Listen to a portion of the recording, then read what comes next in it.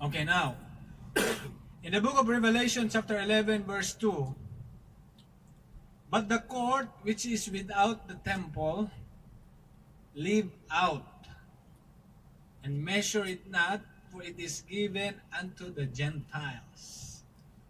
Amen. Amen, no? Leave out. And the holy city shall they tread underfoot 42 months. So they have 42 months. Amen. And I will give power unto my two witnesses.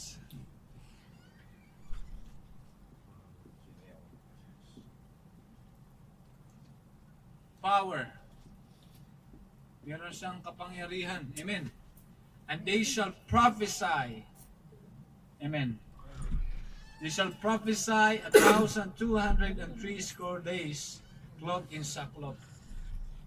Amen.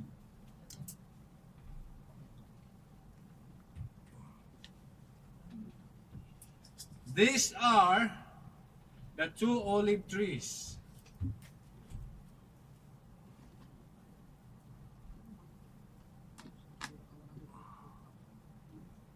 Amen.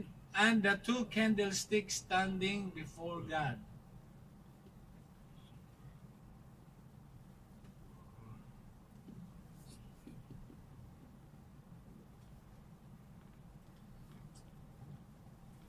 Amen. Binasa mo yan sa Zechariah 4:3, Zechariah 4:11, mga kapatid. They're actually the two candlestick. Amen. Kung ano-ano pang, huwag nyo nang bigyan ng ibang meaning. Yung two candlestick, ang sinasabi dyan, they are the two witnesses.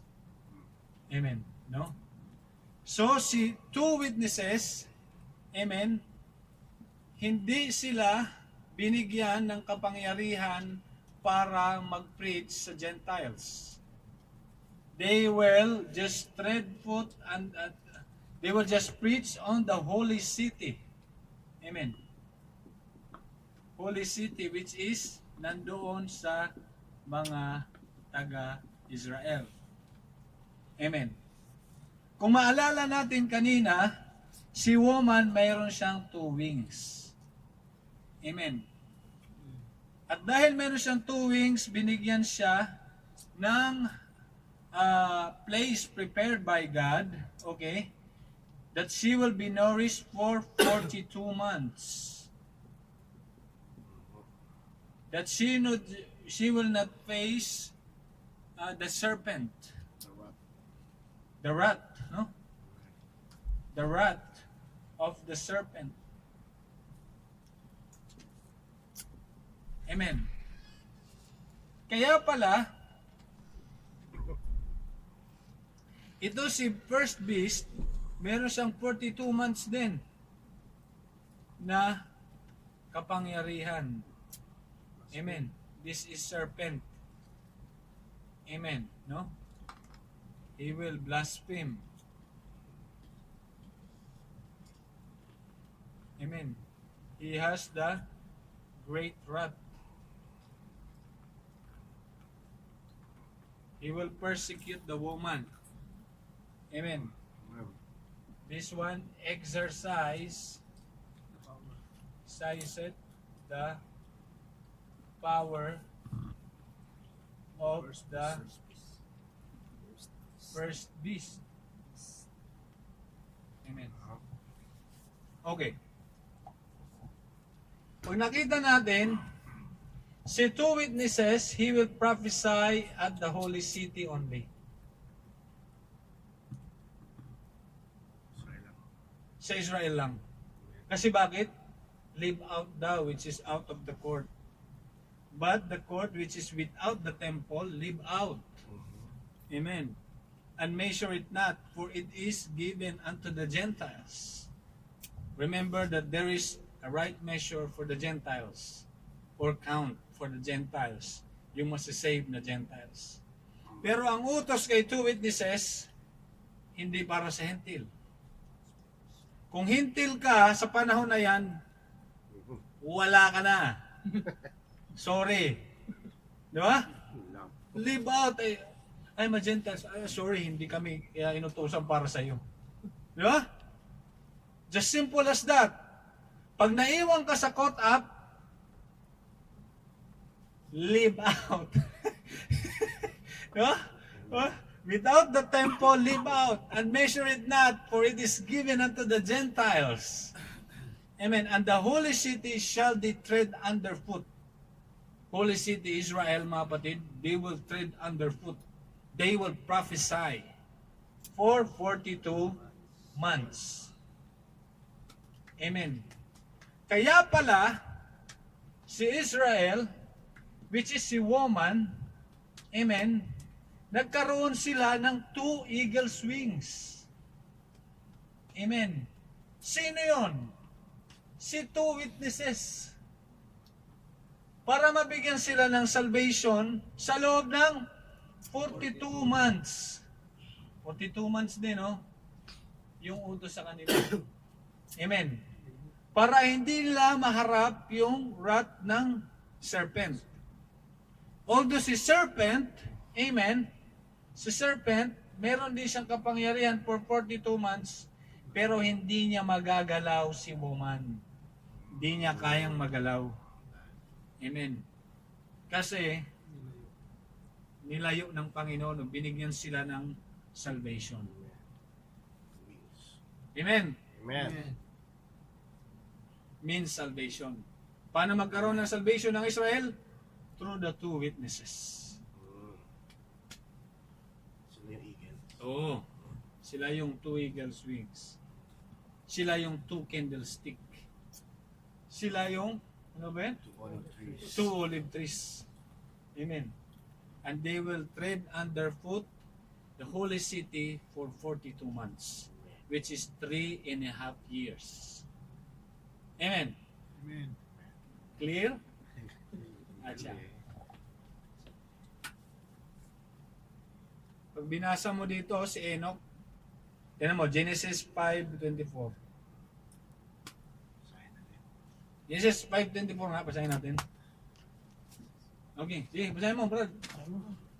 Genesis 5:24. Masa kapatid na ito.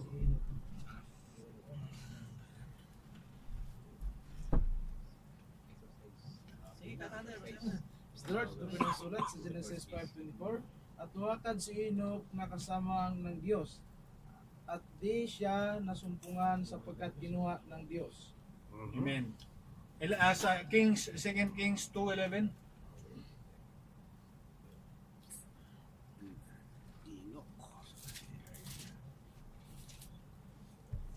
They are candidates actually, ha? They are candidates for that. Kasi kinuha sila ng Panginoon ng buhay ba? Hindi sila dumanas ng kamatayan, mga kapatid. Hindi nila naranasan yung mamatay ba? Asan sila? Di ba? So they are candidate. I'm not saying that, but pag binasa natin mamaya, meron tayong mga clues. Clue, ha? Kung sino yung 2 witnesses. Oh, 2 King 2:11. Sige, basa. The Lord, at nangyari samantalang sila'y nagpapatuloy at nagsasalitaan na narito napakita ang isang karong apoy at mga kabayong apoy na naghiwalay sa kanila kapwa, at si Elias ay sumumpa sa langit sa pamamagitan ng isang ipo-ipo. Amen. Isa din siyang hindi nakaranas ng kamatayan, mga kapatid. Amen. Amen. So itong dalawa, si Enoch, si Elijah, they are candidate for the 2 witnesses. Amen. Ngayon, ano yung mga clue ng 2 witnesses na yan, mga kapatid? Ang sabi ng Revelation 11:5, and if any man will hurt them, amen, no? Ito yung 2 witnesses, ha? 2 witnesses. Fire proceeded out of their mouth and devoured their enemies. And if any man will hurt them, he must in this manner be killed. So bakit mayroon din sila matinding kapangyarihan? Hindi lang ito si serpent o si beast. or si Antichrist, hindi lang sila, kung siya nagpapa-ano ng power, ito rin meron din siyang kapangyarihan, two witnesses. These have a power to shut heaven, that it rain not in the days of their prophecy. Mm. Si Elijah, di ba? Amen. So that's the clue that I'm talking about. So yun yung clue. Amen. Kung sino yung candidate doon sa two witnesses. Ang sabi ng clue dito sa Bible kasi puro clue lang yan, bro. Amen. These have power to shut heaven, that it rain not in the days of their prophecy. Sino yun? Si Elijah, di ba? Nung panahon niya, kaya niyang i-shut off yung heaven, no? And have power over waters to turn them to blood, and to smite the earth with all the plagues as often as they will. Kaya minaano rin ng ibang scholars na si Moses din is one of the candidate. Amen. And when they shall have finished the testimony, the beast that ascended out of the bottomless pit shall make war against them, and shall overcome them and kill them. Pinatay din sila, mga kapatid. After they finish their testimony. That means pinatay sila after 42 months. Amen. Amen. Pero natapos nila yung mission nila. Amen. Di ba? Amen. Natapos nila yung mission nila. Na-tread under yung holy city for 42 months. Amen. Okay? Amen. So may clue tayo dito. Si Elijah, parang positive si Elijah din, no? Ito, marami kasi ito eh. Si Elisha, parang inano niya rin yung Jordan eh.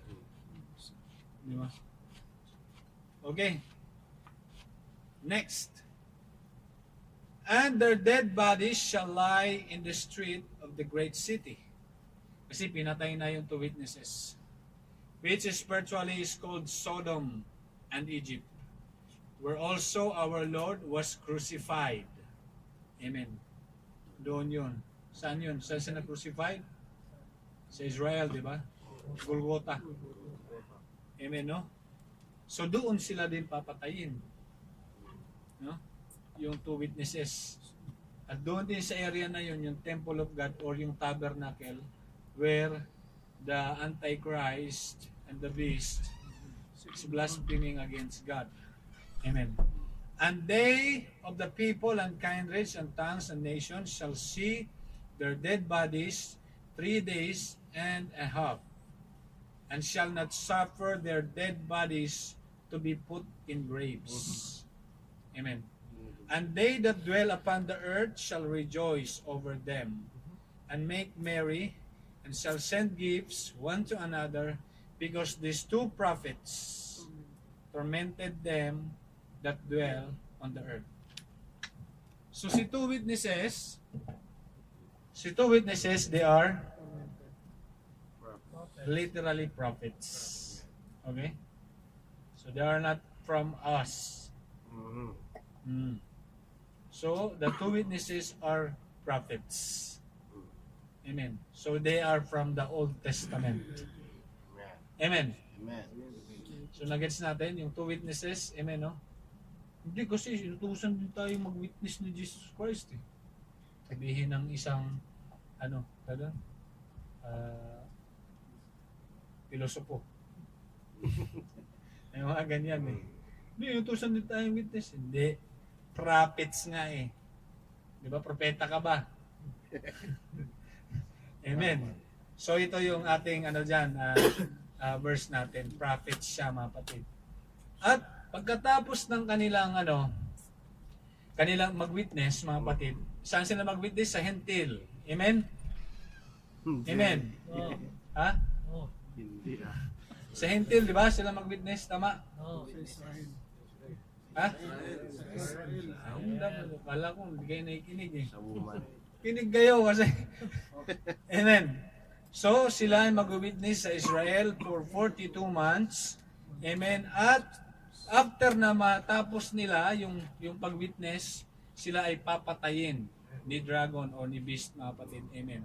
At yung kanilang dead bodies ay ipapakita day and night, mga kapatid. Praise God. No? At makikita sa buong mundo. Mhm. Amen. Televised. Take note, this was prophesied long time ago. Mm. Amen. Paano nila nalaman na makikita to? Because in our times, meron ng live. Amen. No? Baka may selfie pa, no? Oh? Patay na, oh. Diba? Oh? Patay na, oh. Mm. Post sa Facebook. Ang nakita nila, nag-rejoice sila. Mhm. Kasi nga, deceived na sila eh. Ang paniwala nila, yung Diyos nila, nandun na nakatupo na sa tabernacle. Yun yung Diyos nila. Ito peke, itong dalawang witnesses. Di ba? Mm. Ngayon, pinakita naman inangasan sila ngayon ni Antichrist. Papatayin ko yan. Galing ni Antichrist. Diba? Pinatay siya na nga talaga yung Diyos. Na hinihintay, diba? But biruin mo na patay. At para magyabang naman siya, live telecast. Ah. Kita nyo, pinatay ko. Kaya mag-worship lang kayo dito. Huwag kayong maniwala dito. At dahil nga nastuwa yung mga tao, they make merry. Exchange gift pa sila. Amen, no? Yan, no? Exchange gift one to another. Amen, exchange gift pa sila. Amen. Because the two prophets tormented them that dwell on the earth. Pinatay sila. Pero yung kanilaw daw bodies, no, will not suffer. Bodies to be put in grave. Hindi inilibing. Kitang-kita lang. Naka-display. Talo tayo. Amen. Talo tayo, no? Display lang. Wala, namatay. Display. Pero masahin natin dito. Amen. And after 3 days and a half, the Spirit of life from God entered into them, and they stood upon their feet, and great fear fell upon them which saw them. Buhay pala eh. Sasaya pa kayo, ha? Ito. Exchange. Binuhay ng Panginoon. Kaya great fear, hindi lang kumbaga talagang hindi lang basta-bastang fear. Siguro talagang matinding fear yung dumating sa kanila dahil nakita nilang nabuhay ulit yung pinatay. Mhm. And they heard a great voice from heaven saying unto them, Come up hither. And they ascended up to heaven in a cloud, and their enemies beheld them. Nung binuhay ng Panginoon, pinakit sa langit. What a great God. Amen. What a great God. Praise the Lord.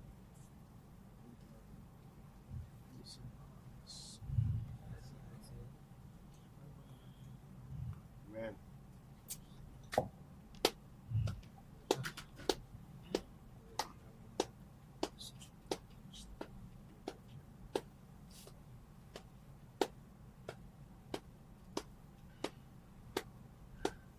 In the same hour was there a great earthquake, and the 10th part of the city fell, and the earthquake were slain of men 7,000, and the remnant were affrighted, and gave glory to the God of heaven. Amen. So yung mga remnant, sino yun? Yung mga nahayuan, mga kapatid. Amen. No? Amen. Talagang nag-worship sila. Amen. Praise God. So nakita natin, mga kapatid, no? So that is the two witnesses. Amen.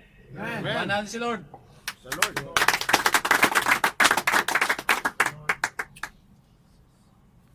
Ngayon naman, the 144,000. Amen. And I heard the number of them which were sealed. There were sealed 144,000 of all the tribes of the children of Israel. Amen, no? So, children of Israel. Amen. Daniel. And I heard the man clothed in linen, which was upon the waters of the river, when he held up his right hand and his left hand unto the heaven, and swear by him that liveth forever, that it shall be for a time and a times and a half of time. And when he shall have accomplished to scatter the power of the holy people, all these things shall be finished. Amen. So, ito din pala sa panahon ng 42 months or 3.5 time times half of time. Amen. To scatter, ang sabi doon, the power of the holy city.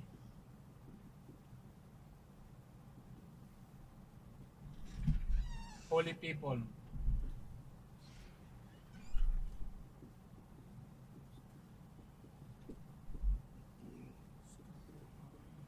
Sino si holy people? Si Israel, mga kapatid. Amen.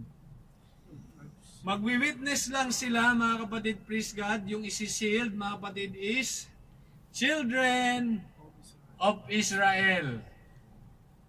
Amen? Amen. Children of Israel ka ba? Hintil ka. Amen.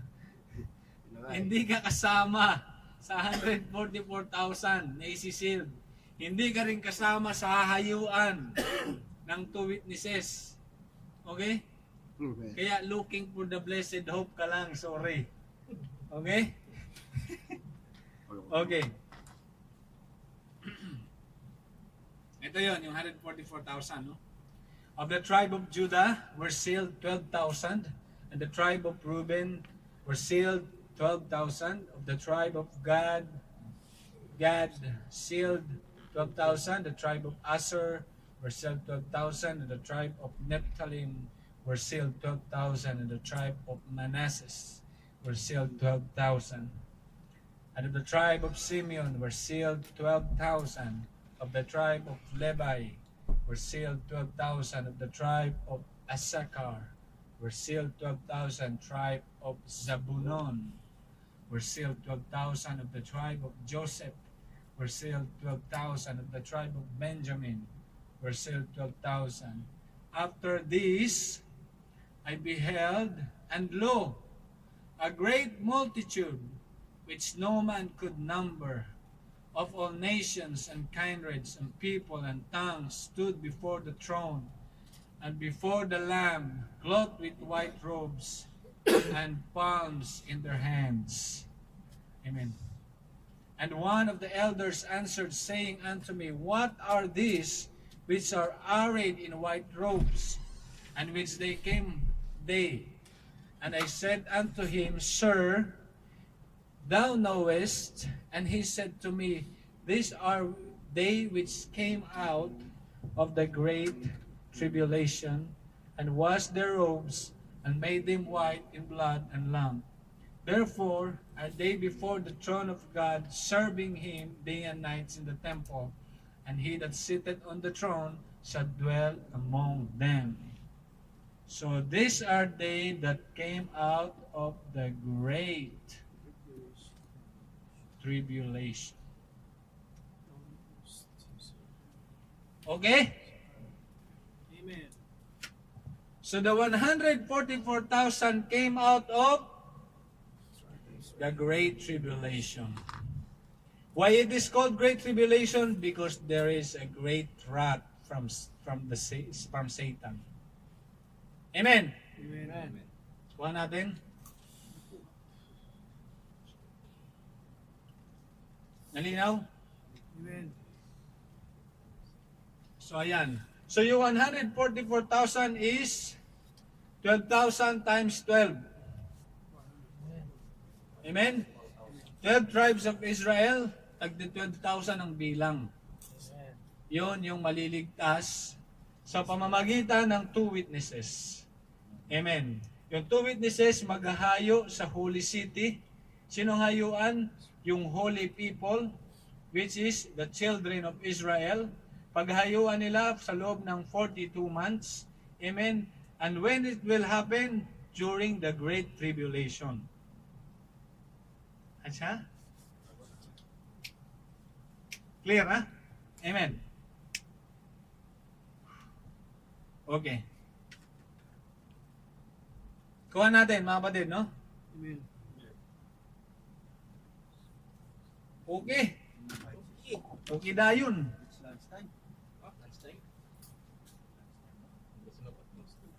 Oh. Lunch time na.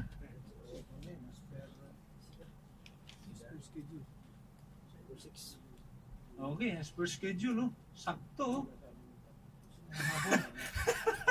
Nahabol. Kasi no, lunch muna tayo mga kapatid para hindi naman tayo i-save nyo lang yung inyong mga questions. Sagutin natin yan after ng 70 weeks. At least malinaw na sa atin, no?